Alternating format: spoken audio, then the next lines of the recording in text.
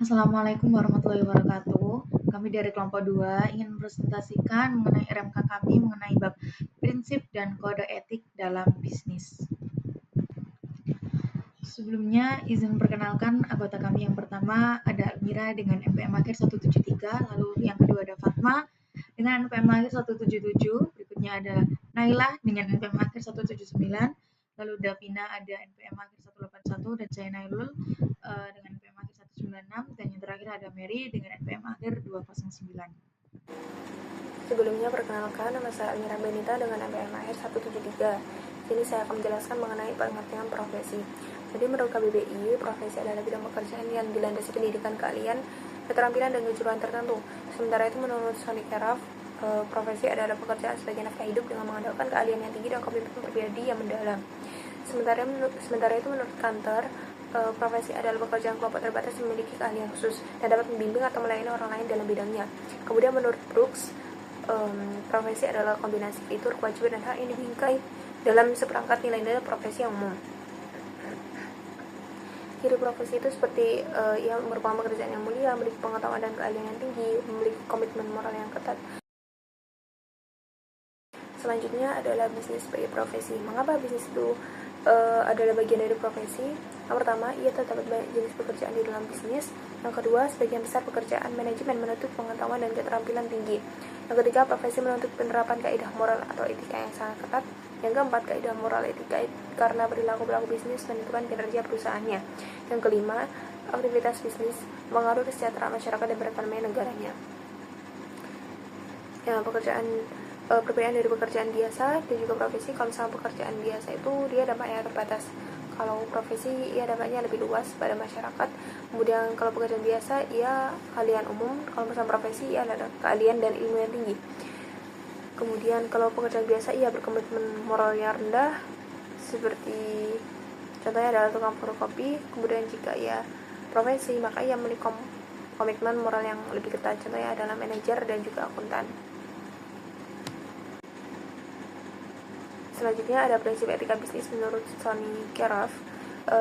Yang pertama adalah prinsip ekonomi, yang dimana ini sikap kemandirian, kebebasan dan tanggung jawab, bebas dari tekanan pihak lain, serta kesadaran tanggung jawab. Yang kedua adalah prinsip kejujuran. Apa yang dipikirkan sama dengan apa yang dikatakan sama dengan yang dikerjakan. Kepatuhan pada komitmen, kontrak, dan juga perjanjian. Tiga, prinsip keadilan. Ini memperlakukan semua pihak secara adil dan tidak membeda-bedakan dari aspek ekonomi, hukum, agama, ras, suku maupun gender. Yang keempat adalah prinsip saling menguntungkan. Ini win-win solution. Jadi setiap keputusan bisnis harus menguntungkan semua pihak atau stakeholdersnya.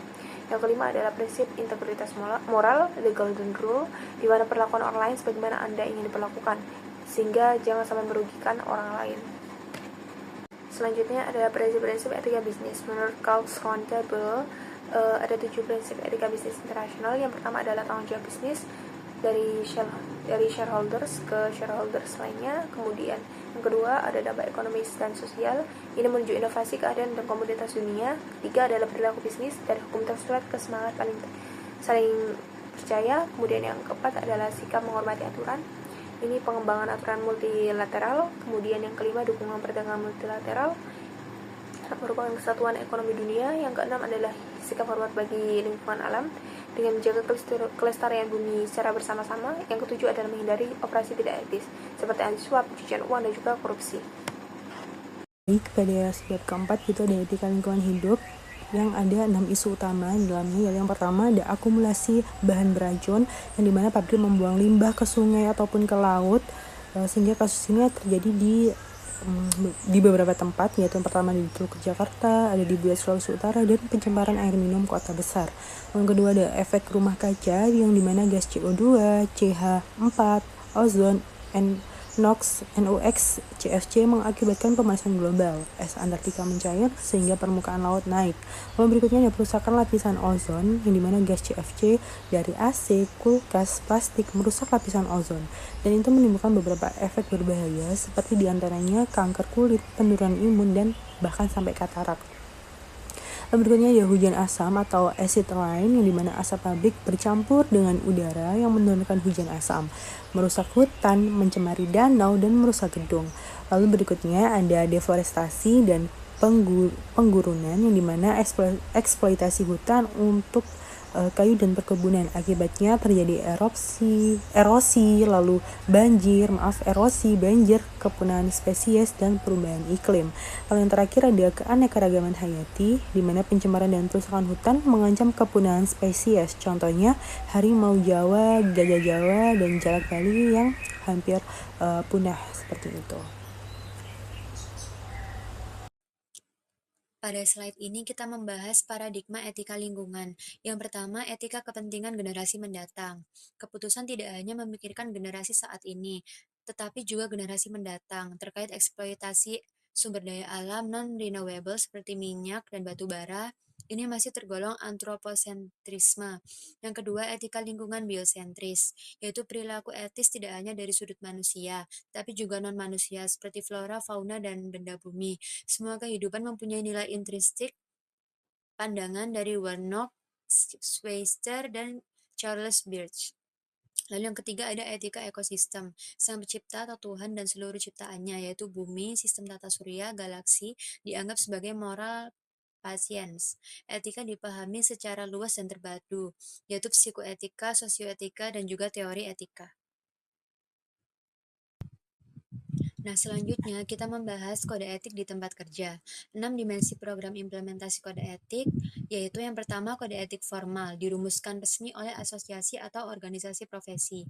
Yang kedua, komite etika, yaitu mengembangkan kebijakan, mengevaluasi, menginvestigasi pelanggaran.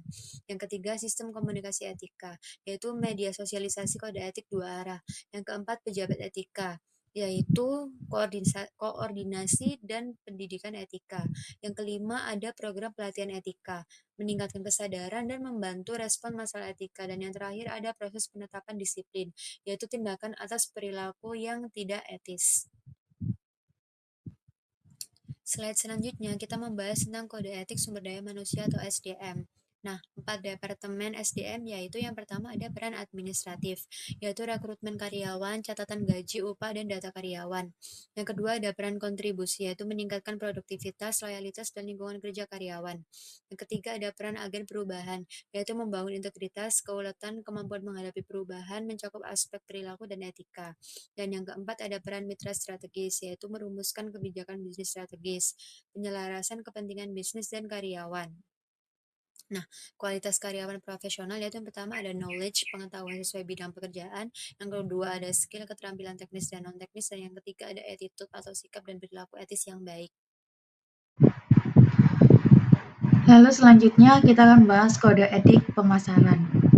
Nah, ini tuh sesuai dengan American Marketing Association atau AMA. Nah, yang pertama itu ada tanggung jawab atau responsibilities. Nah, pelaku pemasaran itu bertanggung jawab atas konsekuensi aktivitas mereka dan berusaha mengidentifikasi, melayani, dan juga memuaskan masyarakat yang relevan, yaitu ada pelanggan, organisasi, dan juga masyarakat umum. Nah, yang B harus jujur dan wajar, yaitu honesty dan fairness. Nah, pelaku pemasaran harus menjaga dan mengembangkan integritas, kehormatan, dan martabat profesi pemasaran dalam setiap aktivitas mereka. Nah, selanjutnya hak dan kewajiban, yaitu right and duties. Nah, produk atau jasa aman dan cocok dengan kegunaan yang dimaksud, yaitu mengkomunikasikan penawaran dengan itikat baik, tersedia metode internal untuk perbaikan keluhan pembelian. Nah, yang D ada hubungan organisasi, organizational relationship. Nah, pelaku pemasaran harus menyadari pengaruh perilakunya terhadap orang lain dalam organisasi, tidak menimbulkan kerusakan, kesalahan, dan juga mendorong menerapkan kekerasan untuk perilaku tidak etis. Lalu selanjutnya ada kode etik akuntansi yang sesuai dengan IMA. Ada 4 standar perilaku etis. Nah, yang pertama itu ada kompetensi. Nah, itu memelihara kompetensi profesional dengan mengembangkan pengetahuan dan keterampilan. Yang kedua, menjalankan kewajiban profesional sesuai hukum, peraturan, standar teknis, serta menyiapkan laporan dan rekomendasi yang lengkap, jelas, andal, dan relevan. Yang kedua itu ada kerahasiaan, yaitu menahan diri dan membeberkan informasi rahasia. Yang kedua, memberitahukan bawahan tentang kerahasiaan informasi serta menahan diri dari menggunakan informasi rahasia untuk kepentingan tidak etis. Yang ketiga ada integritas, menghindari konflik kepentingan sesungguhnya atau yang tampak menahan diri dari katanya mendiskreditkan profesi serta mengkomunikasikan informasi yang tidak atau menyenangkan secara profesional. Yang terakhir yaitu objektivitas, yaitu mengkomunikasikan informasi secara adil dan objektif, mengungkapkan semua informasi relevan yang dapat mempengaruhi pemahaman penggunaan laporan. Lalu selanjutnya ada kode etik keuangan sesuai dengan AIMR yaitu Association for Investment Management and Research. Nah, anggota AIMR itu akan bertindak dengan integritas, kompetensi, bermartabat, dan berperilaku etis, dan mendorong pihak lain bertindak etis dan profesional, memelihara dan meningkatkan kompetensi diri dan profesi, menerapkan kehati-hatian dan menilai profesional yang independen. Nah, standar perilaku profesional itu yang pertama ada tanggung jawab fundamental, yaitu memahami hukum, peraturan, dan juga regulasi yang telah ditetapkan. Yang kedua adalah tidak mengikatkan diri dengan perilaku tidak etis dan plagiarisme. Yang ketiga ada pengungkapan konflik kepentingan kepada atasan, independen, objektivitas, tanggung jawab, dan terhadap pelanggan. Lalu yang terakhir, larangan menggunakan informasi bukan publik dan menyesatkan kinerja investasi. Kode etik teknologi informasi ini tuh berdasarkan Association for Computing Management atau ACM, yaitu kode etik. Nah, ini ada isu-isu etika TI, yaitu yang pertama ada virus dan malware yang mengancam data. Kemudian ada penggelapan dana dari nasabah bank melalui sistem TI. Kemudian ada manipulasi laporan keuangan digital. Kemudian ada akses data oleh pihak tidak berwenang, munculnya situs porno dan konten negatif. Kemudian yang terakhir yaitu pencetakan uang palsu. Nah, di sini juga ada kewajiban umum anggota ACM, yaitu yang pertama berkontribusi bagi masyarakat dan kesejahteraan manusia, yang kedua menghindari merugikan orang lain, yang ketiga bertindak jujur dan dapat dipercaya, yang keempat yaitu adil dan tidak melakukan diskriminasi, yang kelima menghormati hak kekayaan yaitu hak cipta paten, kemudian menghormati privasi orang lain, kemudian yaitu menghargai kerahasiaan informasi dan ketaatan sukarela. Selanjutnya yaitu perbandingan kode etik. Nah, ini menyangkut ada 5 topik, yaitu yang pertama kejujuran atau integritas. Nah, ini kalau dalam pemasaran itu harus ada kejujuran dan kewajaran. Dalam akuntansi harus ada integritas, dalam keuangan harus ada integritas dan martabat, dan dalam TI harus jujur dan dapat dipercaya. Yang kedua yaitu topik hak dan tanggung jawab. Ini dalam pemasaran harus tanggung jawab, dalam akuntansi harus kompetensi, dalam keuangan harus kompetensi, dan dalam TI harus tanggung jawab dan komitmen. Kemudian topik kerahasiaan. Ini langsung ke akuntansi, yaitu dalam akuntansi ada kerahasiaan, dalam keuangan ada kerahasiaan dan independensi, dalam TI ada menghormati privasi. Kemudian yaitu keadilan, yaitu dalam pemasaran itu harus jujur dan wajar. Kemudian dalam akuntansi harus objektivitas, dalam keuangan harus objektivitas dan hati-hati, dan dalam TI harus adil dan tidak diskriminasi. Kemudian dalam topik hubungan, yaitu pada pemasaran itu harus ada hubungan organisasi, dalam akuntansi itu harus resolusi konflik etis, dalam keuangan itu ada tanggung jawab profesi, dan dalam TI itu ada kontribusi masyarakat. Baik, berikutnya ada integritas, whistleblowing, dan kompetensi serta objektivitas. Yang dimana integritas yaitu bukan sekedar kejujuran atau lebih luas dan dalam. Lalu berikutnya ada utuh dan tidak terbagi, dimana keseimbangan knowledge, skill, dan attitude. Lalu ada menyatu serius dan purna waktu untuk menekuni profesi, lalu kokoh dan konsisten, yaitu berprinsip dan tidak mudah goyah. Berikutnya ada fondasi untuk membangun kepercayaan. Selanjutnya ada whistleblowing, di mana tindakan membocorkan kecurangan perusahaan atau atasan kepada pihak lain. Lalu internal dilaporkan kepada pejabat lebih tinggi dalam perusahaan, dan eksternal dilaporkan kepada masyarakat atau luar perusahaan. Contohnya Sharon Watkins Enron dan karyawan Adam R. Lalu berikutnya ada kode etik IMA, yaitu resolusi konflik etis yang mengatur prosedurnya. Berikutnya ada kompetensi, yang dimana kecakapan dan kemampuan menjalankan pekerjaan atau profesi. Luas, penguasaan knowledge ditambah skill dan ditambah dengan attitude. Lalu sempit, jika hanya pengetahuan dan keterampilan teknis saja. Dan kompetensi ini tuh profesional bila mencakup ketiga unsur tersebut. Lalu objektivitas dan independensi, di mana objektif sesuai dengan fakta, tidak bersebelah, jujur dan wajar. Independen in fact, di mana mental yang independen. Lalu berikutnya ada independent in appearance, yaitu tampilan dari luar juga independen. Lalu auditor tidak boleh memeriksa perusahaan yang dikelola keluarganya sendiri, seperti itu. Lalu kita akan membahas kasus pemerintah mengabaikan kerusakan lingkungan. Nah, fakta kasusnya ini yang pertama ada izin penambangan di hutan kota Tokotindung, Kabupaten Bitung, Sulut, Maret 2008. Itu PT Meres Soputan Mining digadang pabrik dermaga membelokkan Sungai Budo. Nah, kapasitas limbahnya ini ada 10 juta ton. Nah, usia tambangnya hanya 6 tahun. Nah, pada tanggal 11 Maret 2007 itu terjadi banjir lumpur pertama kali di desa, yaitu ada Likupang 1, 2, Lampung Ambon, Rinondoran, Pinenek, dan juga Main. Nah, warga 35 tahun tidak pernah banjir.